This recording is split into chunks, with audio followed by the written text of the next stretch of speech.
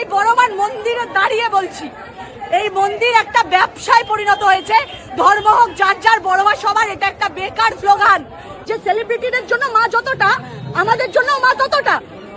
বলছে না, আগে সেলিব্রিটি হয়ে আসবেন পুজো দিতে, তারপর সেরকম ট্রিটমেন্ট আশা করি। আর দিদি একদম এটা ঠিক কথাই বলেছে, কারণ শুধু বড় মা বলেও না, তারাপীঠেও তাই, কেদারনাথেও তাই, এবং যে কোনো তীর্থস্থানে গেলে সে একই রকম ট্রিটমেন্ট।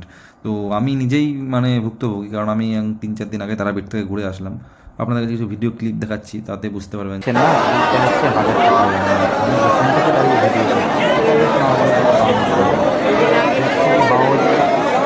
বড়মার মন্দিরে অনেকদিন ধরেই ব্যবসা চলছে, তো আসুন সবাই মিলে আমরা মন্দিরটাকে বয়কট করি।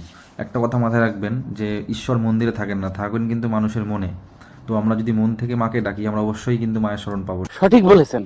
তাই নাটক একটা ব্যবসা রীতিমতো বিজনেস খুলে বসেছে, একটা গ্রুপ আছে, সুতরাং এর প্রতিবাদ হওয়া দরকার। তাহলে এখানে লেখা থাকে কেন ধর্ম হোক যার যার, বড়মা সবার? এই না, এই শব্দগুলো তাহলে মুছে দিই।